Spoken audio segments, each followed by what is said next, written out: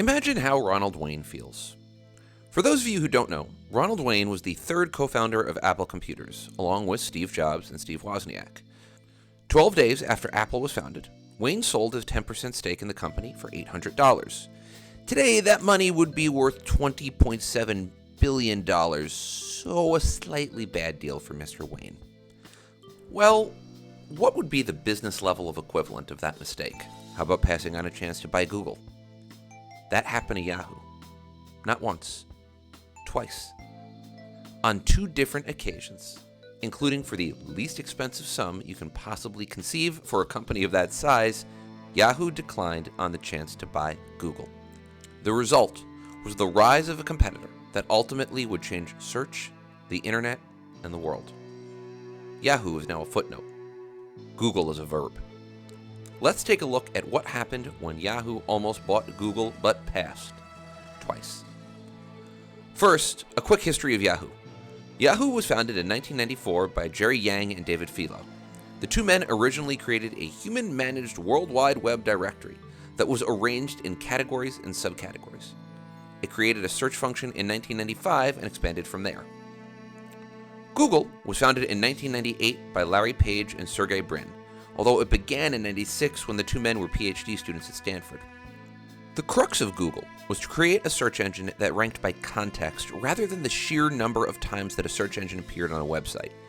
As such, it determined search results by using the number of backlinks a website had. After time, the search algorithm would obviously evolve, but the core of Google was that it created more context to search, allowing users to find more relevant results. Now, many of you know Yahoo and Google primarily by their search functions, but there were key differences between the companies when they started out. In the late 90s, Yahoo made purchases that enabled it to expand its presence into a more full-fledged web portal. It began to offer email, bulletin boards, news, forum, and the ability to create your own websites. Google, however, stayed primarily in its lane and concentrated on search for the moment. Now, 1998 was a big year for Google. Not only was it the year that the company was formally founded, but it represented the first time that the founders attempted to sell the company. In 1998, Page and Brin attempted to sell the company to both Alta Vista, an early search engine, and Yahoo. The requested price tag was $1 million. No, not $1 billion. $1 million. At the time, Yahoo's strategic vision had people spending time directly on the site. Yahoo was a starting point for many on the internet, and the company wanted users to stay on Yahoo internet properties. The Google PageRank system sent people to relevant websites for their search query. So, Yahoo said no. Google moved on. Fast forward 4 years to 2002. Google is still a private company, but one that is growing in size and coming to dominate the search market. At the time, the company was generating $240 million per year, while Yahoo was generating about 3.5 times that much, earning $837 million annually. However, things had changed.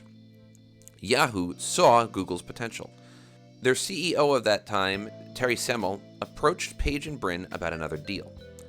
After months of negotiations, Semel offered $3 billion. Page and Brin wanted $5 billion. And Yahoo balked. Semel didn't see that much money in search, and he didn't believe that Google's revenue or valuation warranted that much money. Semel's goal was to turn Yahoo into an entertainment site. So, for similar reasons to why Yahoo passed in 1998, they passed again. In fact, when discussing the $5 billion offer with his board and staff, Semel said, quote, $5 billion, $7 billion, $10 billion. I don't know what they're really worth, and you don't either. There's no fucking way we're going to do this. The sites went their separate ways. Google continued to dominate search and search advertising, slowly expanding into more and more internet-based properties, including email, websites, calendars, everything. Just everything. Yahoo fell. The company failed to make major inroads in entertainment, and its brand suffered as a result. Yahoo made some efforts to purchase other tech giants, including Facebook or YouTube, but failed on both of those accounts. Those might wind up being videos later, because seriously, Yahoo almost purchased Facebook. Google, of course, would get more heavily involved in the pay-per-click advertising model, unveiling its AdWords platform that automated the purchase of paid search. Yahoo would make similar moves but went a different path, purchasing a pay-per-click advertising company named Overture. But the technology couldn't compete with Google's automated platform. Yahoo floundered, Google soared. As of September 2022, Google's parent company, Alphabet, had revenue worth $257.6 billion and a market capitalization of $1.54 trillion.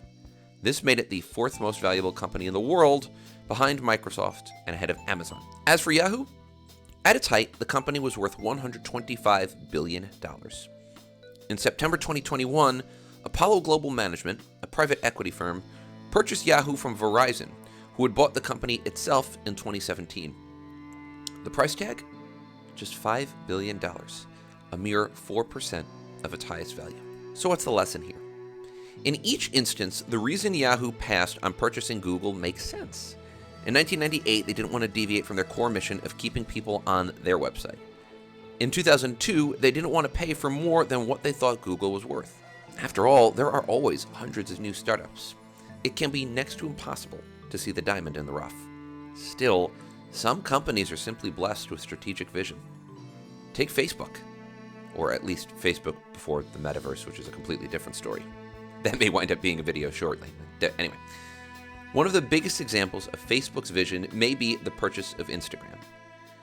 In 2012, Facebook bought Instagram for $1 billion. At the time, the price tag was stunning. Instagram had 27 million users, sure, but it only had 13 employees. A $1 billion price tag was seen as insanely high, but Zuckerberg was right. Today, Instagram is the sixth most popular social network in the world. Zuckerberg saw competition and shelled out big time. It was the correct move. Could Yahoo, including Semel, have done differently? Let's be fair. Hindsight is 20/20. But Yahoo almost purchased the competitors that would ultimately leave them in the dust. Not once, but twice. That has got to sting. And that, my friends, is it for this edition of Almost Something. I enjoy these business ones. I hope you do too. Please leave a comment, question, your thoughts, feelings, whatever you want to say below. It's really just me here, so I really do read the comments. Actually, someone suggested a video a little while ago that I'm absolutely going to do. So if you have any ideas, say them below. This is fun research for me. I'm a nerd and need help. Oh, God. But all of that being said, please like, please comment, and most importantly, seriously, please subscribe. I am working towards making this channel larger and larger. Subscribing helps let me know that I'm on the right path.